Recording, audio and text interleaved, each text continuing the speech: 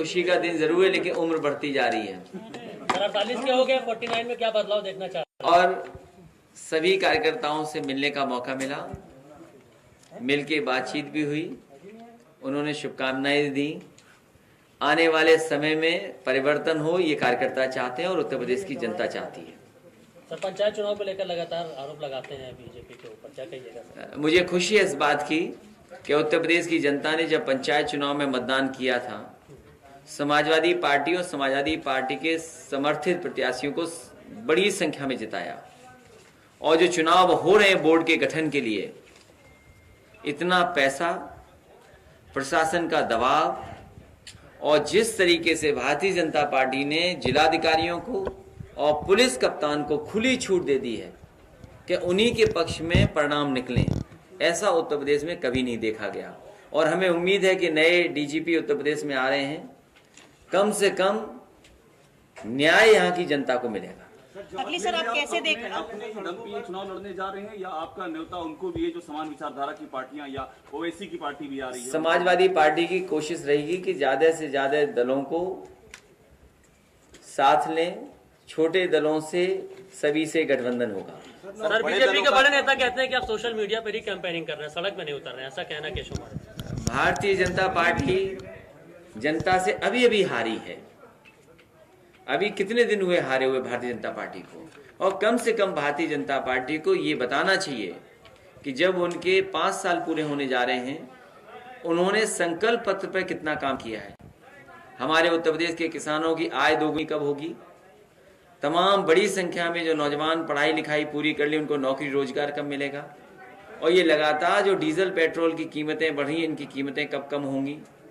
जो बड़े बड़े आयोजन हुए थे, इन्वेस्टमेंट मीट हुई थी, जिसमें ये वादा किया गया था कि इन्वेस्टमेंट के साथ साथ नौकरी और रोजगार मिलेंगे, वो आखिरकार इन्वेस्टमेंट कितना आया है। तो ये तमाम सवाल हैं जिनके जवाब देने पड़ेंगे। और अभी अभी माँ गंगा ने जो किया था कि जो उसमें डाला गया सब वापस कर दिया। क्या कभी इतने लाशें कभी देखने को मिली? माँ गंगा की सफाई हो गई, यमुना की सफाई हो गई, ये तो भारतीय जनता पार्टी को बताना चाहिए। सर सड़कों पे आ रहे हैं और प्रदर्शन कर रहे हैं, और उसमें चाहे शिक्षक भर्ती हो या पुलिस भर्ती हो, उन सब पे लाठी। ये चुनाव जब शुरू हुआ था 2017 का, आप इन्हीं छात्र नौजवानों से पूछिए कि भारतीय जनता पार्टी के लोग गए थे, इनको वादा किए थे। अलग अलग समय पर इन्होंने अलग अलग बैठक कर करके, चाहे ये जितने भी छात्र नौजवान थे, उन्हें बधाई और वादा किया था कि समय आने पर इनकी समस्या का समाधान होगा।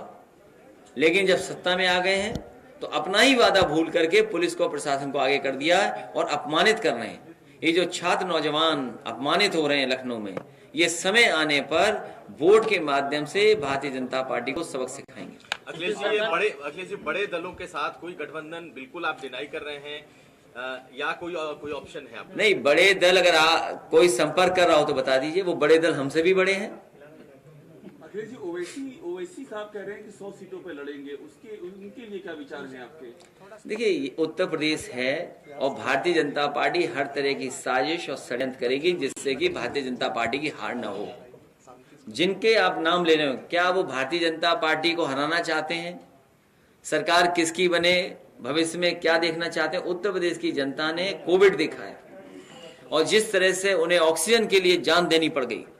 कोई परिवार ऐसा नहीं होगा उत्तर प्रदेश में, कोई ऐसे परिवार नहीं होंगे जो न जानते हो कि उनके परिचित की जान चली गई, न गई हो जान। तो उत्तर प्रदेश में दवाई की कमी देखी, बिस्तर नहीं थे, ऑक्सीजन नहीं थे, तो आज जनता हटाना चाहती है। सर, वो कह रहे हैं तीसरी लहर की पूरी तैयारी है, इस बार कुछ नहीं होने देंगे। सबसे पहले तो वैक्सीन लगवाना चाहिए सबको, लगातार वैक्सीन की कोशिश करनी चाहिए, ज्यादा लग जाए। तीसरी लहर आएगी नहीं आएगी सरकार और एक्सपर्ट जानते होंगे, लेकिन अगर कोई समाधान है अगर आज, तो वो वैक्सीन है। तो वैक्सीन की तैयारी कितनी है, और अस्पताल की तैयारी हम लोगों ने आपने देखी थी। अगर तीसरी लहर आती है उसके लिए अस्पताल तैयार रखने चाहिए सरकार को। आप भी लगवाएंगे वैक्सीन? आप भी लगवाएंगे? किसान धरने पर बैठे हैं, वहाँ पर किसान सरकार को हटा करके ही धरने से हटेंगे। आप अब वैक्सीन आप लगवाएंगे? मैंने पहले भी कहा और आज मैं जन्मदिन के दिन भी कह रहा हूं, उत्तर प्रदेश की जनता को वैक्सीन लगवा दें और जब आखिरी वैक्सीन बचे तो मैं उनके लिए तैयार हूं कि हमारे भी लगा दें। और अगर ये नहीं लगा सकते तो आने वाले समाजवादी सरकार आने वाली है, हर गरीब किसान नौजवान को वैक्सीन लगेगी और आखिरी में हम भी लगवा लेंगे। यूपी सरकार ने रिकॉर्ड बनाया है सर वैक्सीनेशन में। आप डिक्लेयर करिए कि हम दलित को, पिछड़ों को नौकरी देंगे, 10 लाख रुपया देंगे, घोषणा करिए आज। मैं ये जो पत्रकार पूछ रहे हैं, मैं इनके समर्थन में हूँ कि दलित, पिछड़े और अल्पसंख्यकों के साथ बहुत अन्याय हुआ है सरकार। आज आपको योगी जी ने फोन किया है। ये अमूमन होता है कि मुख्यमंत्री एक दूसरे को बधाई देते हैं। जब मुख्यमंत्री जी का जन्मदिन था मैंने बधाई दी, आज हमारा जन्मदिन तो मुख्यमंत्री जी ने बधाई दी। सर, बीजेपी सरकार अम्बेडकर को लेकर एक स्मारक बनाने की जिस तरीके से बात कर रही है, बाबा साहब बाबा भीमराव अम्बेडकर जी का एक कहना नहीं मानती सरकार। बाबा भीमराव अम्बेडकर जी ने जो संविधान दिया है, उस संविधान की धज्जियां उड़ाने वाली भारतीय जनता पार्टी क्या सम्मान देगी उनको?